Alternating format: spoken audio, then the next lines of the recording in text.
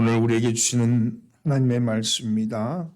에베소서 4장 29절입니다.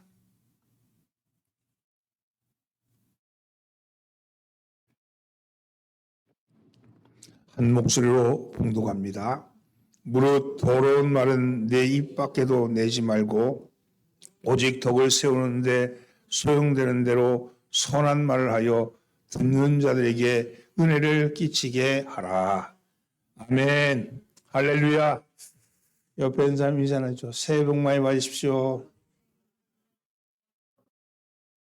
앞뒤로 인사하면서 은혜 받읍시다. 하나님의 자녀가 되는 권세, 지난 주간에 하신 말씀입니다. 하나님의 자녀가 되는 권세는 축복하는 권세다, 이런 말씀을 드렸죠. 여러분들 이번 주간에 설 명절 기간인데 하나님의 준수인 권세를 얼마나 많이 사용하셨습니까? 여러분들은 지난주일 얼마나 많은 축복을 하며 사셨습니까? 자신을 축복하고 이웃을 축복하고 원수까지도 축복하라, 그렇게 말씀드렸죠. 혹시 지난 주간 말로 말미암아 시험이 들었더라면 여러분이 사탄의 공격을 받는 주요한 인물이라는 사실입니다. 그냥 아무도 공격하지 않았으면 그냥 그렇지만 하나님, 여러분이 공격을 받았더라면 사탄의 공격을 받는 주요한 인물이라는 증거죠. 이럴 때일수록 믿음을 굳게 세우셔야 합니다. 곁을 내주지 마셔야 합니다.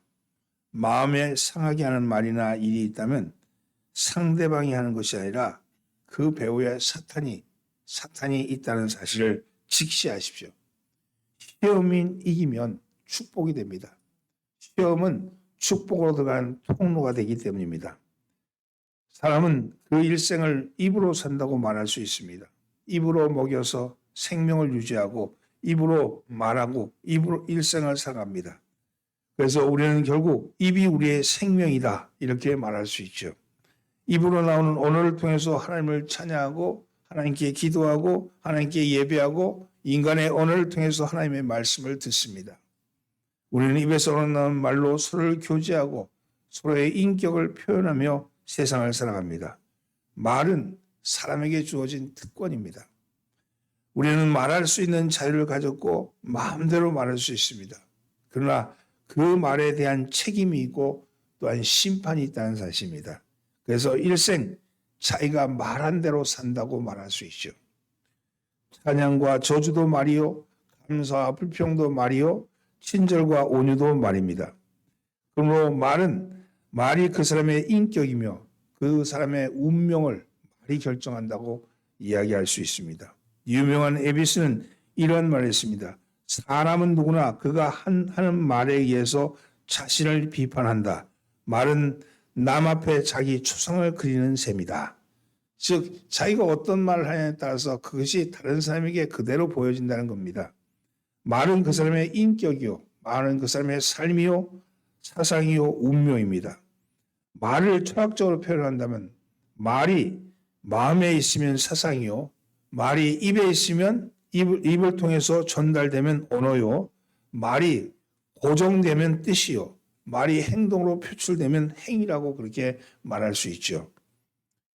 옛날에 인기 연예인이었던 박경림 씨가 한번 농담으로 거대한 소송에 휘말린 적이 있습니다. 이 박경림 씨는 모 TV 광고의 토크쇼에서 영화배우 김모 씨와의 대화를 나누는 중에 우리 모두 화장품 광고를 찍었다는 공통점이 있다.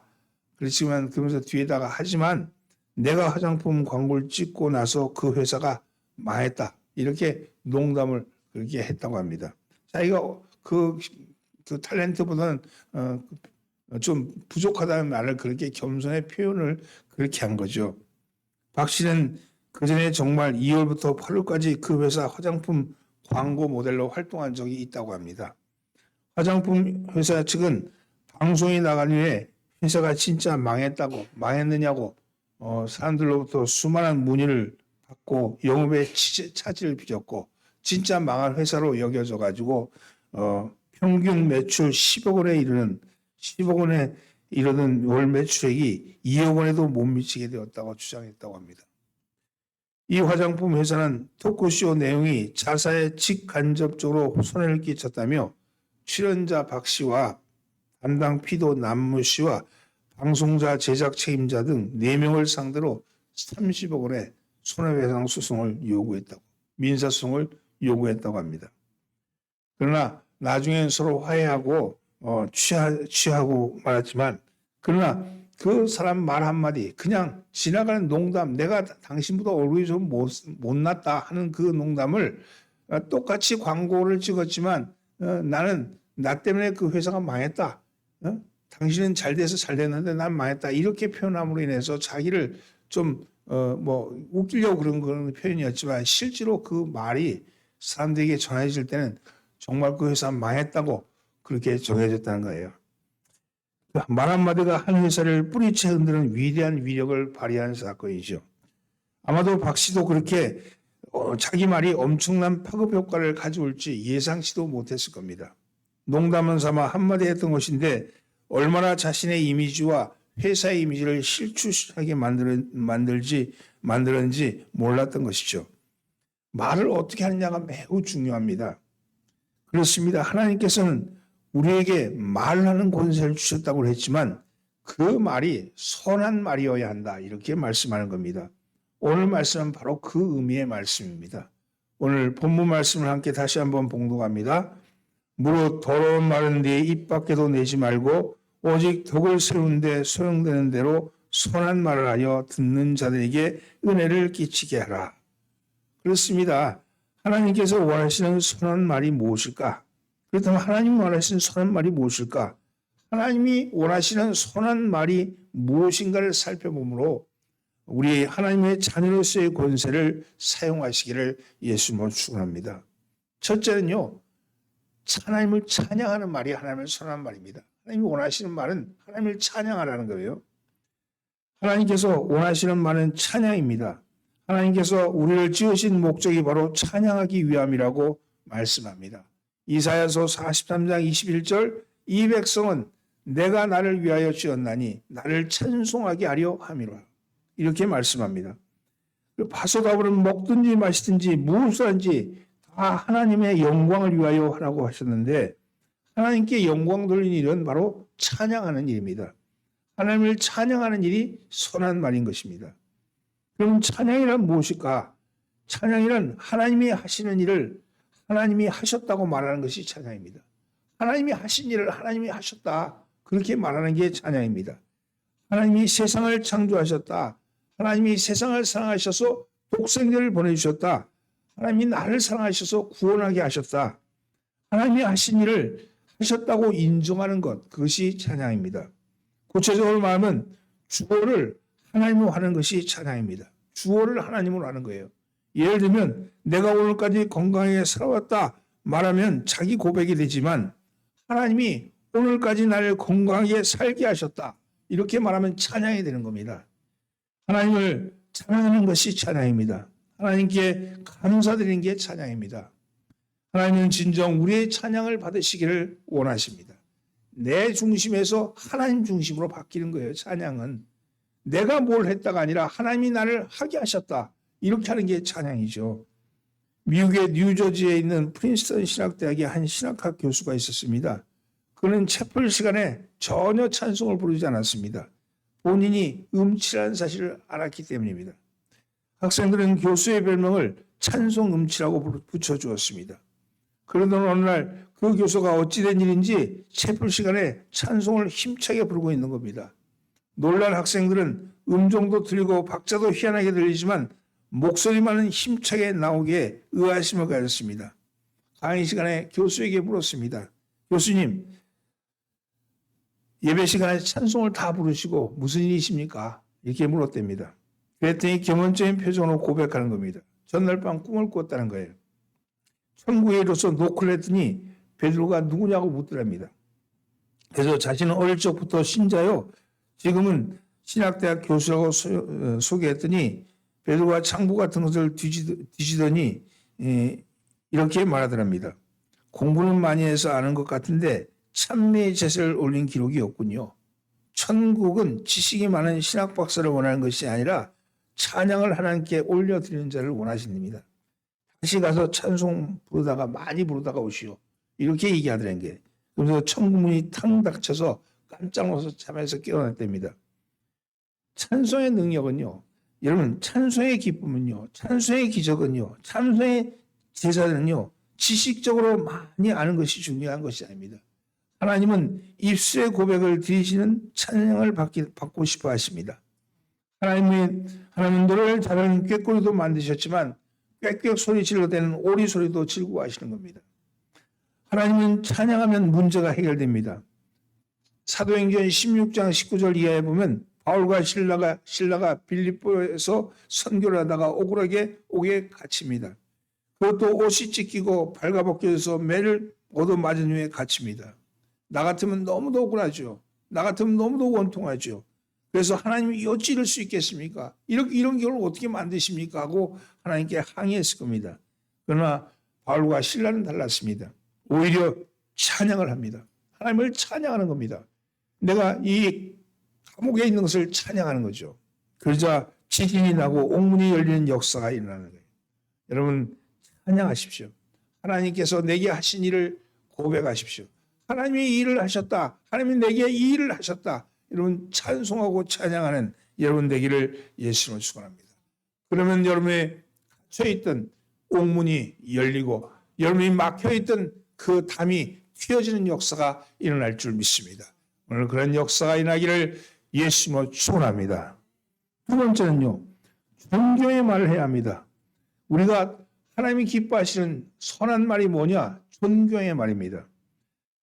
하나님께서 우리에게 입으로 하기를 원하시는 말은 서로 존경하라는 겁니다.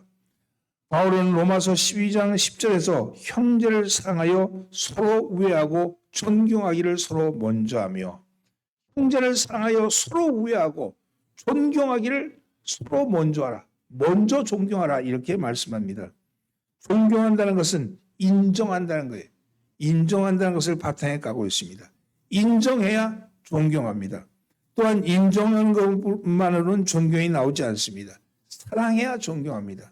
우애해야 존경합니다. 여기서 우애란 말은 가족애와 우정이 합해진 단어입니다. 즉 성도 간의 사랑은 마치 혈육의 정을 나눈 것 같은 우애라는 뜻입니다. 정말 친동기간처럼 가족처럼 교우끼리 서로 사랑하는 것이야말로 이웃을 내 몸같이 사랑하는 새 계명의 제일 첫 번째 단계일 겁니다. 그런 사랑에는 존경하기를 서로 먼저 하는 것, 이것이 필연적으로 포함되어 있습니다. 불신사에서 존경이란 주로 힘이나 돈 있는 사람을 떠받치는 것이죠. 즉 그런 존경은 자기에게 돌아올 이익을 계산하거나 혹은 자기에게 최소한 불리한 일이 생기지 않도록 막으려는 의도에서 나오는 겁니다. 그런 까닭에 또 하나의 거짓된 사랑일 뿐입니다. 그러나 성도가 서로 먼저 존경한 것이란 이처럼 항상 아래에서 위로만 올라가는 일반적인 존경이 아닙니다. 그냥 상대방을 높여 치켜 세워주는 그런 외식적인 존경도 아닙니다. 성도 간의 존경은 나보다 남을 낮게 여기는 존경입니다. 그런 차원 높고도 진실한 상호 존경이 실제로 얼마나 가능하겠습니까? 그것은 오직 상대방을 예수 그리스도께서 당신의 피로 값주고 사신 정도로 고귀한 존재로 인정하는 거예요. 나도 주님이 피값으로 사신 것 같이 저 사람도 주님의 피값으로 사신 귀한 존재라는 것을 인정하는 거죠. 사실 세상에서 가장 가까운 친구 사이라 해도 서로 존경하지 않고 함부로 무례하게 대하다 보면 그 우정도 시간이 지나면서 깨지는 것을 볼 수 있습니다. 그러므로 신도 간에 존경하기를 서로 먼저 하는 것은 성도 간의 사랑을 지켜주는 보호막과 같은 것이죠. 그렇습니다. 성도 간에 일어나는 불화의 대부분은 존경하지 않기 때문에 존중해 주지 않는 거예요. 상대방을 존중해 주고 상대방을 사랑하면 결코 불화가 일어나지 않죠. 하나님께서 우리에게 원하시는 선한 말은 사랑의 말, 우애의 말, 존경의 말입니다. 오늘 여러분 그 사랑의 말을 여러분 서로 나누시기를 예수님으로 축원합니다. 여러분의 가족들과 여러분의 형제들과 여러분의 지인들에게 존경의 말을 하십시오. 서로 존경의 말을 나누는 그런 여러분 되기를 예수로 축원합니다. 세 번째는요, 칭찬해야 합니다. 칭찬의 말이 선한 말입니다. 잠언 27장 21절에는 도가니로 풀무로 금을 칭찬으로 사람을 단련하느니라 이런 말씀이 있습니다. 사람은 누구나 약점과 장점을 가지고 있죠. 어떤 사람에게든 허물이 있기 마련입니다. 그런데 칭찬은 장점과 약점 중에서 장점을 말해주는 거예요. 저 사람의 장점을 얘기해 주는 게 칭찬입니다. 결코 편지의 발행인이 있던 최용우 씨가 쓴 글에 이런 얘기했습니다. 재밌고 신나는 일이 있어야 웃음이 나오는 것이 아니고 일단 웃어야 재밌고 신나는 일이 찾아온다는 겁니다. 웃을 일이 있어야 웃음이 나는 것이 아니고 일단 웃어야 웃음이 나온다는 거죠. 사람의 의식은 긴장하면 자기를 방어하기 위해서 움츠러들지만 긴장에 풀리면 무엇이든지 받아들이는 긍정적인 의식으로 변합니다. 다른 사람의 긴장을 풀어주는 방법 중에 으뜸은 한바탕 신나게 웃도록 만들어주는 거죠. 다른 사람을 웃게 만들어 중에 으뜸은 그 사람의 자존감을 높여주는 겁니다. 다른 사람의 자존감을 높여주는 것 중에 으뜸은 그 사람을 칭찬하는 것입니다. 칭찬 중에 으뜸은 어떤 한 가지를 꼭 집어 구체적으로 칭찬하는 겁니다. 두리뭉실 칭찬하는 게 아니라 너는 참 이것이 참 멋있고 참 이것이 좋다 이렇게 칭찬해 주면 그 사람의 자존감이 올라가고 자존감이 올라가면 그 사람이 방어막이 풀려지고 그 사람의 방어막이 풀려지면 다른 사람에게 넉넉하게 대하게 된다는 거예요. 넉넉하게 대하게 되면 서로 친밀감이 높아지고 서로 간의 신뢰감이 생긴다는 거죠. 부산에 있는 어떤 교회 목사님은 교인들과 별로 관계가 좋지 않아 늘 긴장된 일상을 지내고 다녔답니다. 어느 주일날 설교를 처음 시작하면서 이렇게 해보았답니다. 교인들을 유심히 살펴서 매주 한 가지씩 칭찬글을 찾아서 그것을 언급하며 자연스럽게 설교를 시작하는 그런 방법입니다. 그러니까 칭찬을 들은 교인들이 변하더라는 겁니다.